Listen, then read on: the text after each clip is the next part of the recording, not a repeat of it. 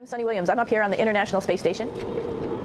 So this is Node 2. This is a really cool module. Of course, most of these modules you'll see they have four sides, and they're put together. That way we could sort of work on a flat plane, either a wall, a floor, another wall, or the ceiling. But you know, again, all you have to do is turn yourself and your reference changes. The reason I'm bringing that up is because this is where 4 out of 6 of us sleep.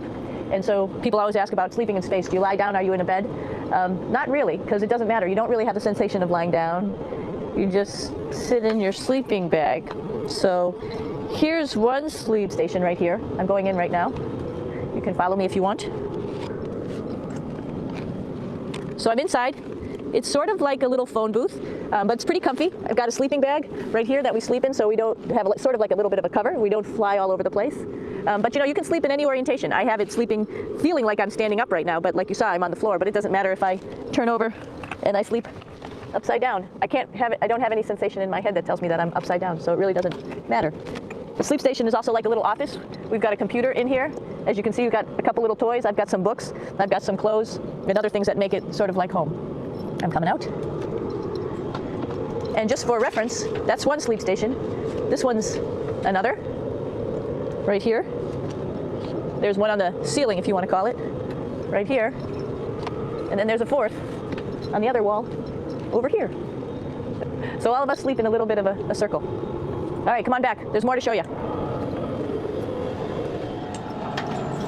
I know that there's some questions about how to use the bathroom and how do you actually live in space like normal, like at home. I mentioned real quickly about getting up in the morning and brushing your teeth and washing your face. Well, how do you do that? Well, here is the bathroom, essentially. You get up in the morning and we have a little kit, and it has all the essential things that you need, like your toothbrush and toothpaste and brush. See how much better the brush makes my hair look? I'm just joking. It still stands up straight. It doesn't matter where you are. It's always going to stand up straight while you're up in space.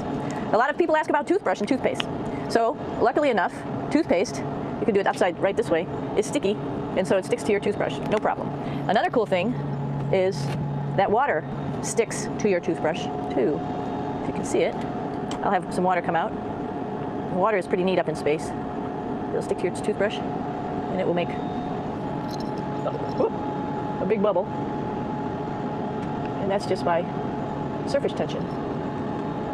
And then you can drink it. So a lot of people ask about what do you do with the toothpaste after you brush your teeth.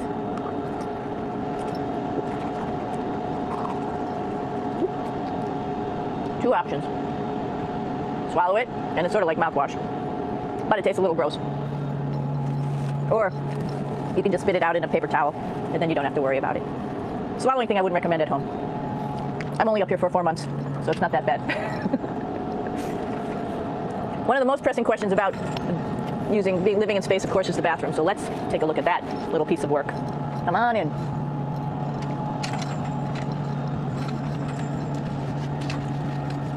Here we are at the throne. This is awesome. You might see the little, you might have noticed the little moon on the outside. This is our orbital outhouse right here.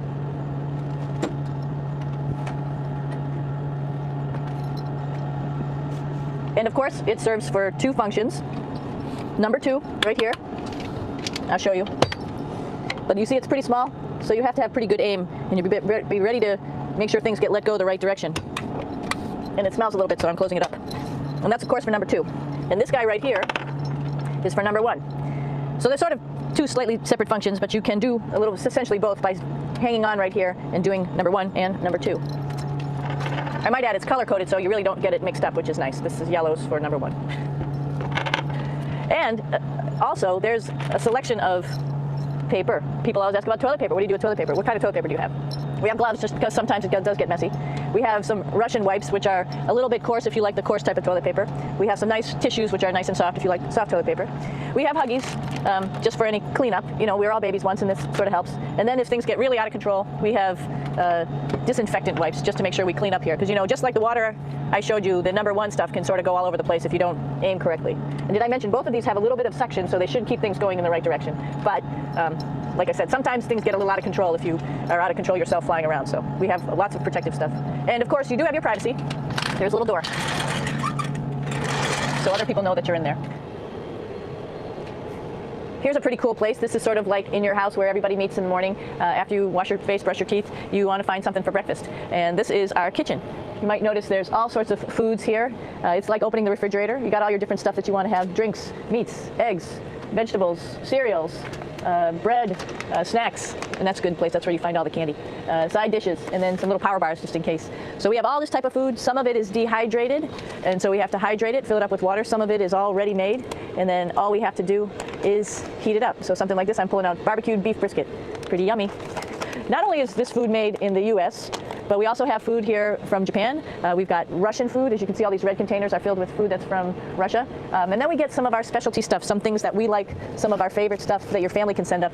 In fact, I like fluffernutters, and so I got sent up some fluff so I could make my fluffernutters.